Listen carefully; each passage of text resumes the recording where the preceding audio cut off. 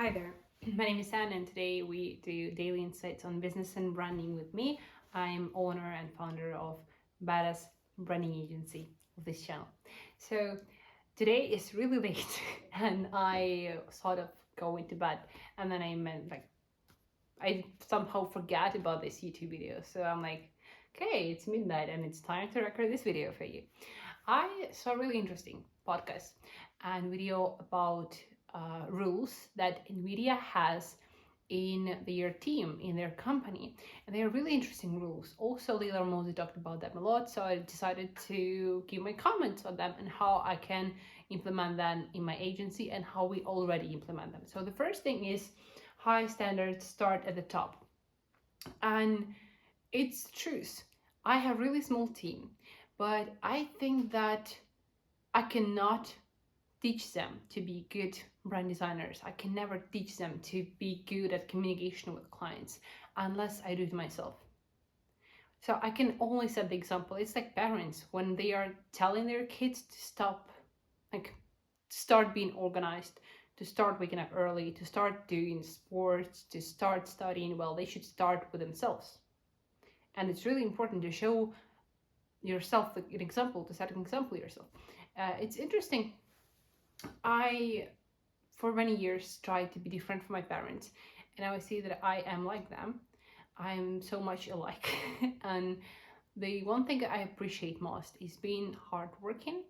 It's not the key to being successful and wealthy, I know it, but hard work comes first and then comes smart work. So thanks to my parents being really hardworking and really lasting too little, I saw that on an everyday basis. And even now, as I would go to my home, I see that they are working like every day and they are waking up really early at 5 a.m. all the time and they are going to bed on time. They are really organized and put together. I think that's where I got my organization and my love to working. They set the example. They never taught me that. They never told me to be hardworking. It's not how it works. But now I am the one responsible for my team, so I should be setting an example. And today I do also, apart from these daily YouTube videos, sometimes I might feel really not motivated. I feel sleepy right now because I wanted to go to bed, but I haven't did this YouTube video and I promised I will keep the word of doing it, right? If I want, then what example I am. Like, I'm really bad example for my team, and same would go for my daily runs. I promised on social media that I would do them, and it means that I have to keep the word, because this way people around me would keep the word to me, because they know that I can't be lied to or given empty promises.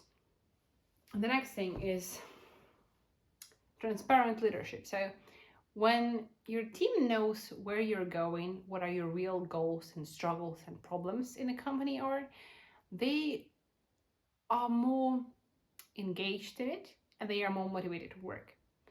It might seem that they would judge you for like taking percentage for how branding agency works. So generally at this moment I have 3 designers, brand designers, and I am doing all the rest of the jobs myself. So I'm salesperson, I'm lead generator, and a social media manager, and content creator, and YouTuber, and project manager, and accountant, and chief financial officer and chief executive. I'm doing all the roles. I can't even name all of them.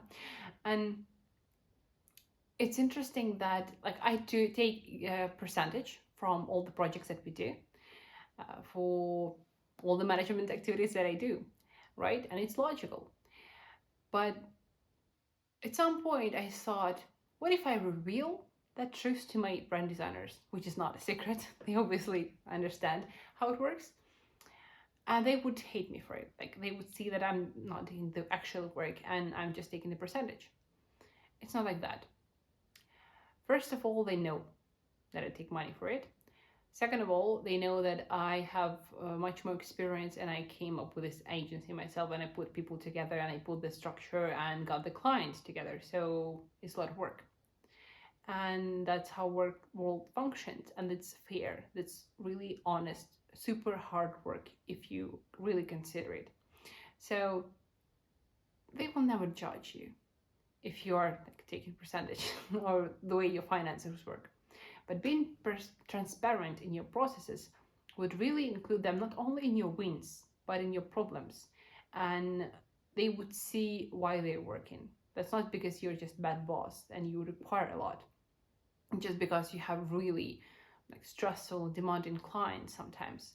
And it would really help. So I had situations when I like my client and brand designer would not have direct communication. That would be communicated only through me. And when designer is not satisfied with some working conditions, he's stressed out, he's burnt out, or something is happening, and client on the other side is feeling the same. Like he feels like we are delaying the project, something is not going right. He has a lot of comments or visions, or he's just stressed out at work and he comes to us checking our project and he's not satisfied, right? So both sides can really put great tension on me, and I should soften that up. And there were a couple of occasions, to be honest, where I was not the softener. I would just be like, I don't know, like a neuron that would transmit this energy and this signal to another person. And then when things went really bad, when things blew out, when I would not soften any parts of this conflict, I would just solely transmit the message and I would transmit the energy. So when client is angry with me, I would be angry with designer and we would just have really bad conflict. It's not how it works.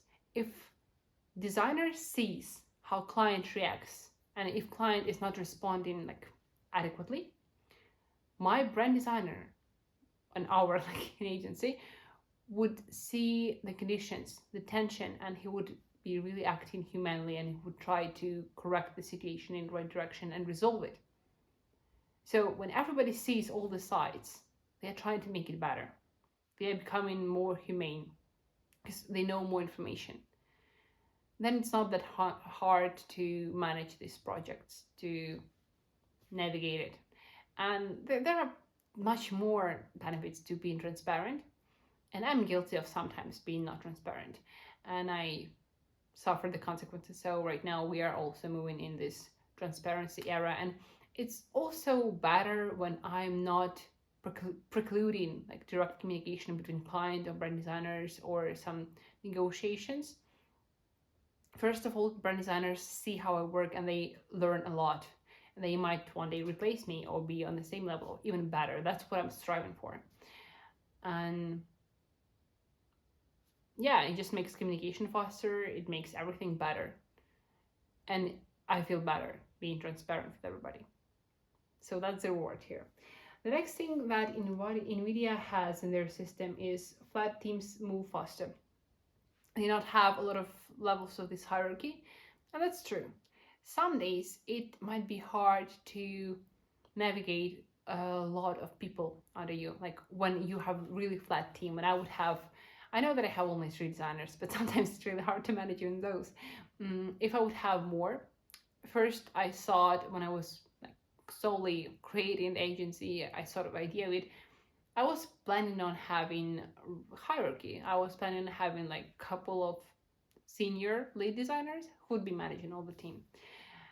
But then I figured that until we build the core structure, the core skeleton of the brand, until we have the rules like for the team, the values, the vision, the mission, everybody is aligned, everybody knows how I work, how responsible I should be, how on time, professional I should act, and they start repeating that after me.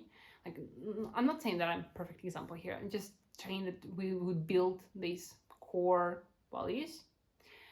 Only then would be able to like scale up and have higher, more complex hierarchy. But I did not consider the fact that things change all the time, continue to change.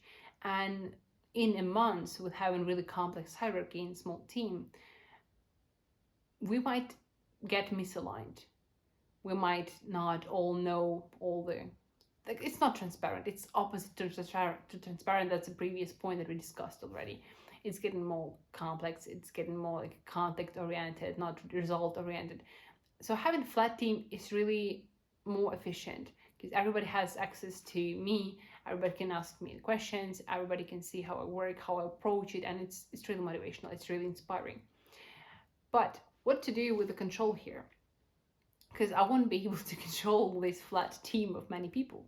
So for that, we have system when we have clear KPIs, like things to measure, and these things that brand designers do, they should be a little clear so that they could measure it themselves, have like system of grades, system of rating or something, and they would report that to me and I would give them feedback. So I'm not doing the reporting, I'm not doing the analysis here. I should just set clear KPIs. Brand designers would estimate themselves and their work, and they would show me the results. So like there should be proof to their estimation, right? And to their feedback. And I'm giving them their feedback based on how they are reaching their goal. When I start working with any designer, I ask them what their goal in design is, and I would set the task that would be aligned with the goals that they are going for. So this way, I'm not spending a lot of time controlling people. I'm just spending most of the time inspiring and motivating people the way that I act. And they are the ones doing the estimation, and I'm the one giving the feedback. It's still work, but it's less work. It's more optimized version of it. So yeah, it's really hard. It's hard to manage a team. It's hard to manage an agency, but it's so exciting. It's so interesting how I learned that much and how I changed my attitude to it throughout the process. It's always continuous process, always continuous planning, and it's awesome because I can't even imagine where that would get me in half of a year or in a year.